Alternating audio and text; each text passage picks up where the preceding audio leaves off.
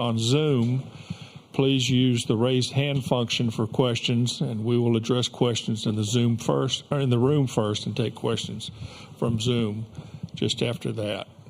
So hold on here until Hunter comes up.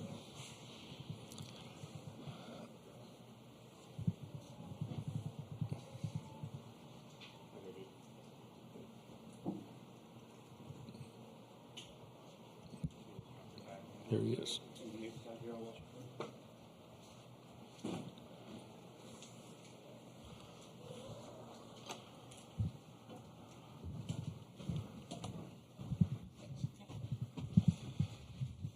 Okay, Tony, give us an overview, please.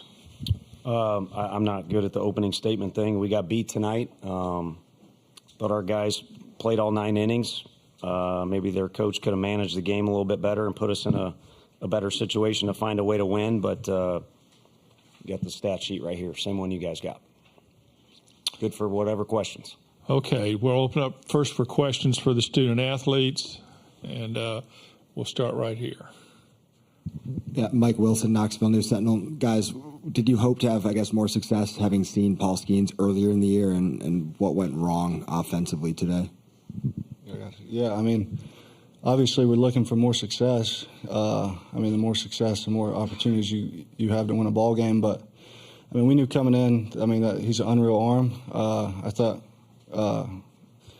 game prep was really good. All pregame work was good. Building up to the game, but just wasn't able to get it done. I thought we had a lot of good at bats and a lot of quality at bats, good fight in the box, but just not able to get it done. Griffin.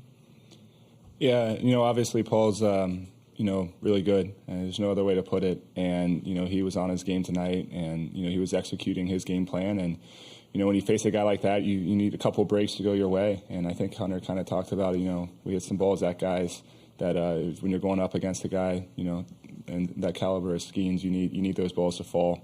And, some of those hits just didn't get down for us today. Okay, next question. Oh, you had your hand up, Jake. Okay. Jake McKeever, College Baseball Central. Hunter, you hit the home run right after they pulled Skeens. Was it kind of a different adjustment there since Skeens kind of throws so hard and Gavin's a little bit slower? Obviously it's a little bit of adjustment, but, that's kind of the game of baseball, just make adjustments on the go. But, we looked into the scouting report on the guy that came in, and he was a heavy breaking ball guy, so kind of set my sights on breaking ball and was able to get a good pitch to hit. Okay, next question. Leah.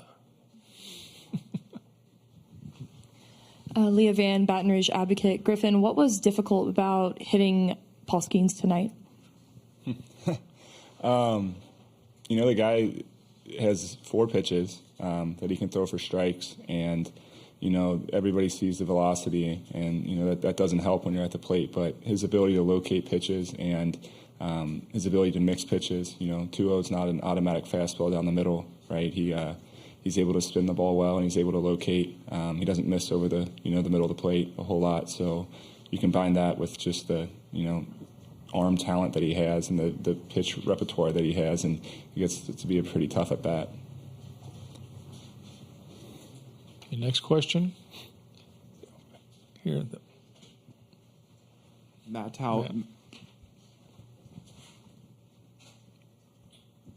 Can you hear me? It's Yeah, on now. we heard you, cool. Matt. Matt Tallery from World Baseball Network. This question is for both of you guys, Hunter and Griffin. 14 strikeouts offensively. What's just the mindset for you guys to come in on Monday against Quinn Matthews from Stanford and just limit the strikeout counts? Hunter, you start. Yeah, haven't really looked into anything about Stanford yet, but, I think just do what we did tonight, obviously. Had quite a bit of strikeouts, but a lot of positives to take from those at-bats. So, we're looking to Quinn Matthews tomorrow and then get a game plan ready and attack that. Griffin?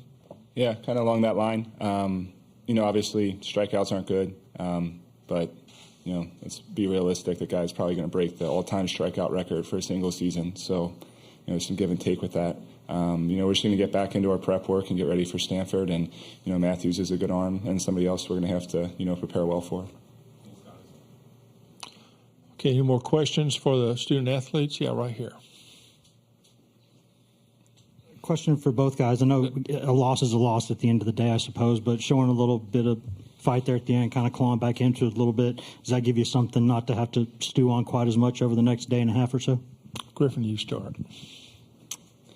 Yeah, no, you got to take little victories. I was proud of the way that we fought in those, the 8th and 9th inning, and it gives us a little bit of a boost of momentum to, have a good practice tomorrow and, get our prep work in and, get ready to play a good team on Monday. Hunter? Yeah, same thing. Just, we always know we're offensively, one inning away from a big inning and getting right back in a ball game. But yeah, I think we're pretty confident going into to Monday, and we got a bullpen that's ready. Okay, any more questions for the student athletes? If not, guys, you're excused. And we can get ready for questions to Tony.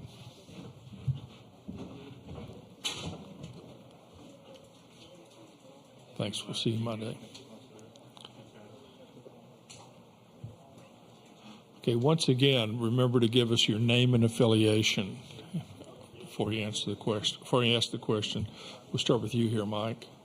Yeah, Mike Wilson, Knoxville News Sentinel. Tony, how much faith do you have with Chase Dolander in elimination games after what he's shown? And with the pitching staff you've got left, do you feel like that gives you a shot to get back out of this side of the bracket?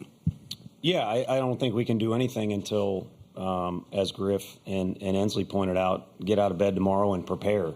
And then Monday will come when it does, but I want to see Drew Beam pitch again, and so does Chase Dolander.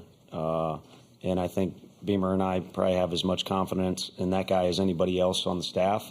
And one of the guys mentioned, too, we've got a bullpen that, basically has gotten us here. So in combination with that and our position players getting after it, got plenty of faith in this group.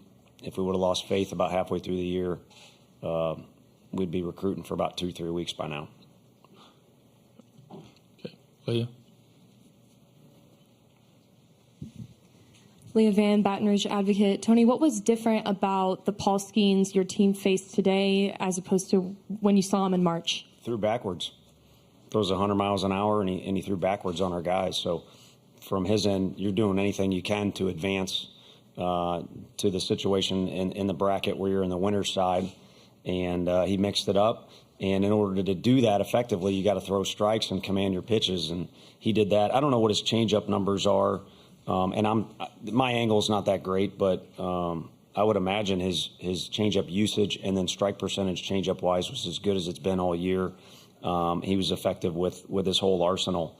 But there was a heavier mix, I think, than we expected. I think our guys recognized it right away, but easier said than done adjusting on the fly in that situation. But the communication was good by the guys in the dugout, what they were seeing. Okay, right here. Sam McEwen from the Omaha World Herald. Coach, I apologize if you've already answered this question, but why didn't you throw Chase tonight versus choosing to throw him on Monday? We just went with our rotation. That's been our rotation for the second half of the season is Lindsey, Doe, and Beam. And we're fortunate enough that we've got a guy that people call our closer in Chase Burns, but he's really a starter that we're fortunate enough to use in a bunch of different situations.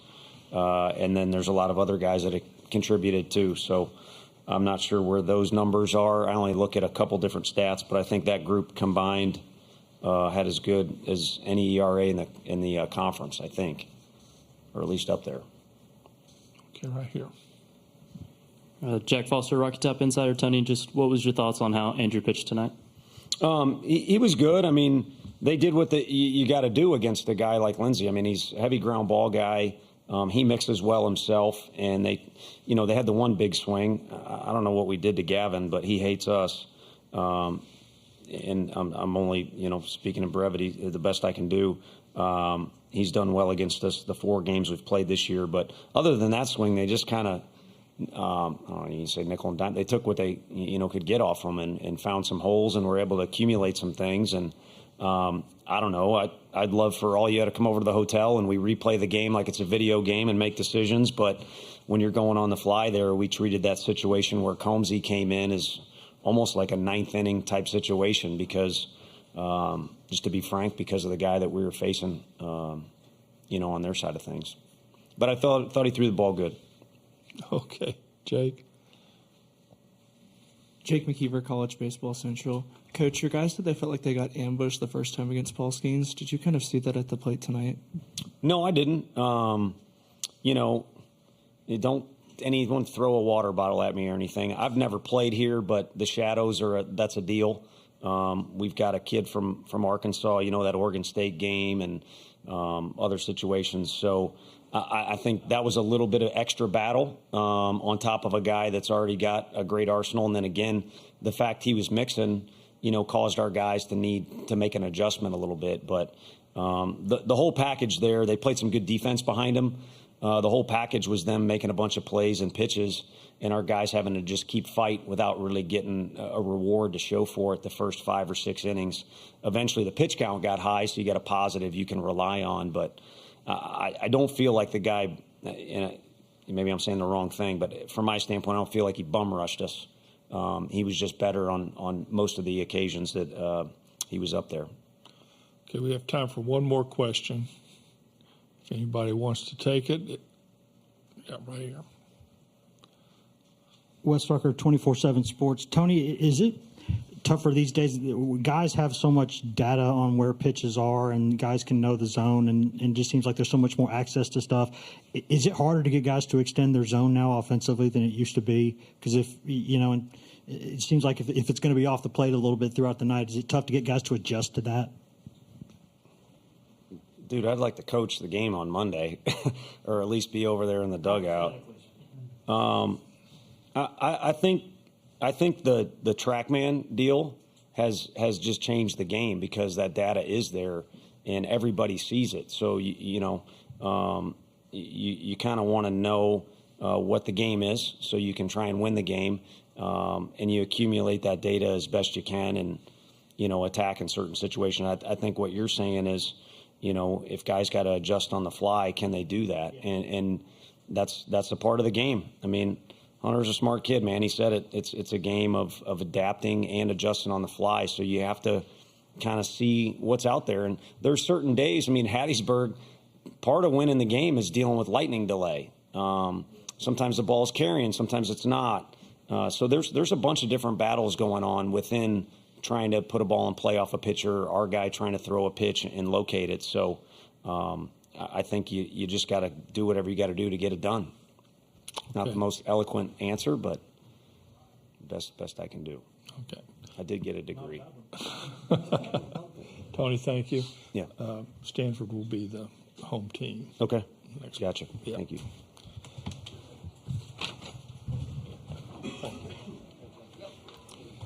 I remind you that Hammond Communications will post a recording of this press conference in the NCAA Digital Media Hub at ncaa.veritone.com. Transcriptions